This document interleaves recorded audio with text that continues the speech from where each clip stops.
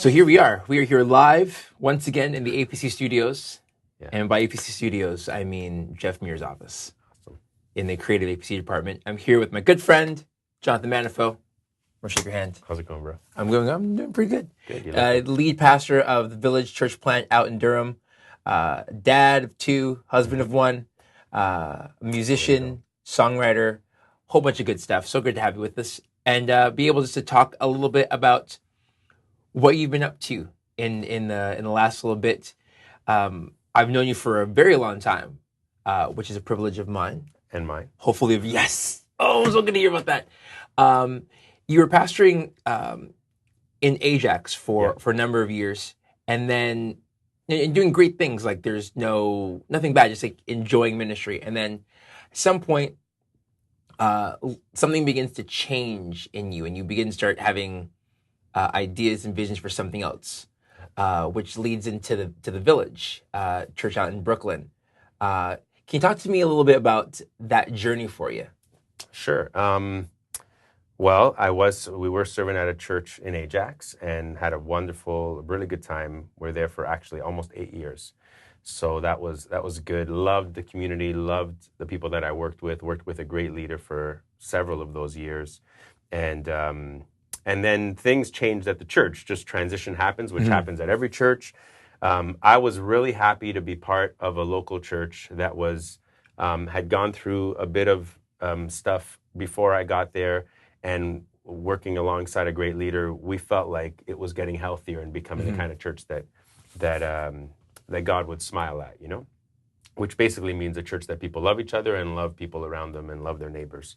So that was kind of happening, but then there was transition, and within a year of transition, I really enjoyed the transition. I actually, as much as it was change, it was good. It was exciting to be part of those kind of intricate things in the life of a community. But somewhere along the line, I felt like, it just felt like our time was coming to an end in a sense, and that there was going to be some kind of change. I wasn't sure if it meant that I was going to go and be a lead pastor somewhere, if it meant that I would continue doing music or worship in another spot, or if, crazy enough, that I might plant a church. I always had ideas of planting a church, but I always felt like, no, we'll let other crazy people do that. I'll just support them from the side and cheer them on and do whatever God puts in front of me to do. So in that transition time, there was a number of things, I guess, on the go. And the church plant was more a background, more of no, I don't think it's going to happen, or I don't know if I should pursue this. But somehow we kept coming back to this idea, more so of not leaving our neighborhood.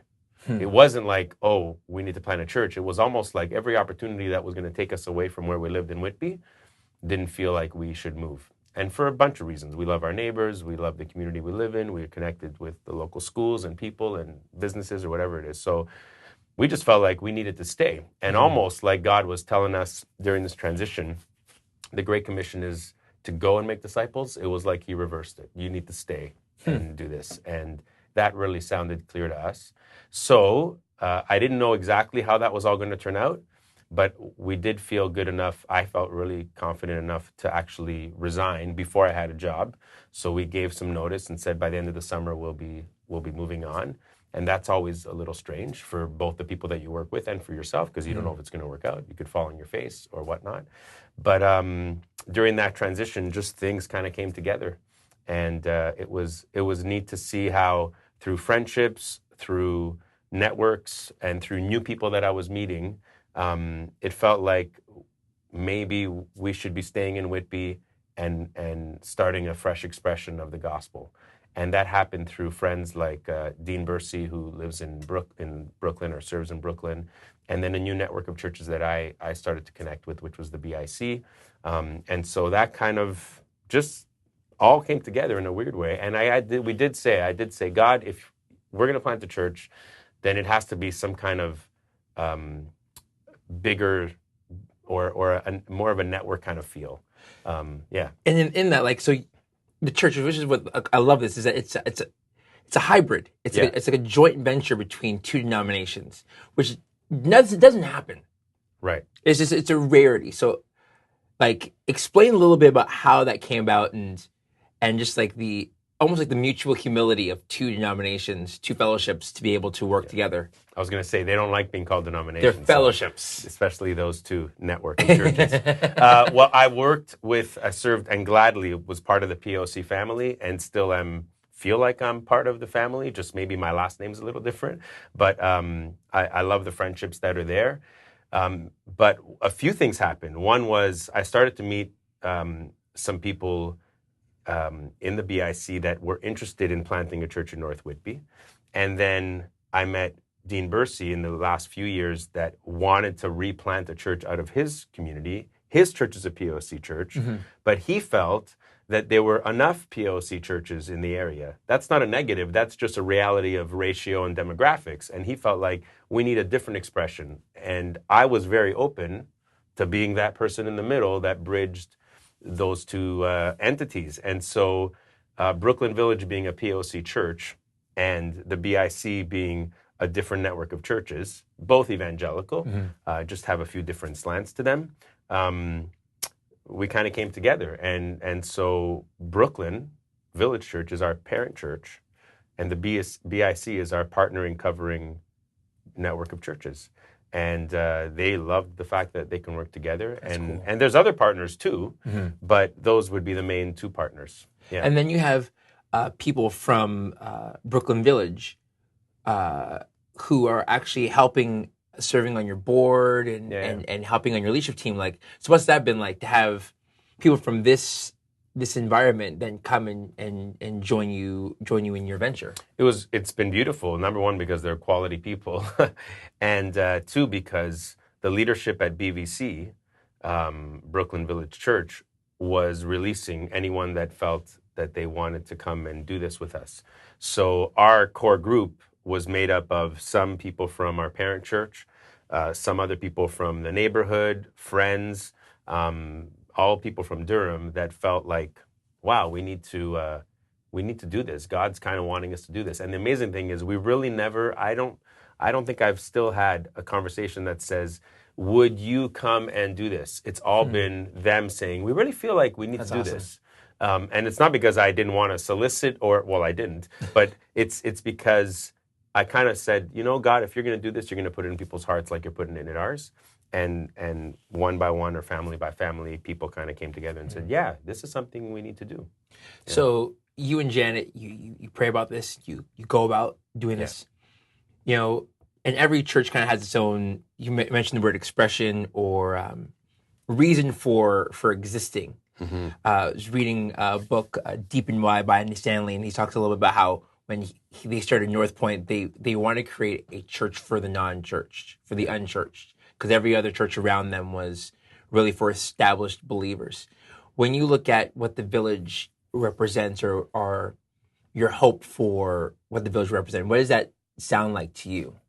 It's a good question. I mean, first of all, I want to say that sometimes people ask what kind of church it is, and I think the Christian asks that question because they want to know what denomination or fellowship we're a part of. And I've made the mistake and actually answered that question. Some people that are connected to more of a liturgical or mainline church ask that question, like, is it a Catholic church that you're starting? And I've answered that question foolishly as well. And now I don't answer that question. I basically, whoever asked me the question, if it's a Christian that knows a bit about this stuff or someone that's not a Christian that's just investigating, my answer is the village is becoming a community of people who want to love God, love their neighbor, and make the world better, period. And if they still want to ask the question, well, then maybe we'll dive into some other stuff. But that basically is the kind of church we want to be. We have one tagline that we say that the village is a safe place to discover faith. And so in essence, we do want to be a place where people that are early in their journey feel like they can ask whatever question they want, that they can say what they want to say, obviously wear what they want to wear, and show up and truly be like, what is this Jesus stuff all about? And so that's the kind of church we want to be. We value three things. We value discovery, we value story, and we value community. And discovery, we want to discover God with people. But by doing that, we actually say that we're discovering God with them, meaning we haven't discovered all of God, and we may be a bit further ahead in the journey, but together we're still learning about God, you know? Maybe some for the first time, and maybe others a few things down the road. We value story. It's really important to us because we value God's story, we value people's story, and we value how those two stories come together. It's beautiful because sometimes it really is neat. It just kind of happens. Other times, as you know, like it's a bit of a crash because God's story is different than our story, you know? But it's neat to see that happen. And then we value community, how we live as community, but how we serve our city and our neighbors. And the cool thing about that is, so I got to go to your Christmas Eve service in 2012, obviously, right? Because the church is new, and it's so cool how communities form there and how people are spending time and they're getting to know one another. And my wife and I and our kids are running around, and it was a safe place for a young family who has two kids who can't sit still, and they're able to run around, and you're not getting in the face of like, you know, you're in church right now, and your kids should be behaved, and how the gospel is presented. It's clear, it's concise, but it's not saying right now, if you don't make a faith decision, you're going to die. But it's let's go through this together, and it's allowing people. That's one of the things I admired about the service and admire about what you're doing at the Village is that you're allowing people to figure it out. And you're not leaving them to their own devices and leaving them to their own saying, like, figure it out and let us know how it goes.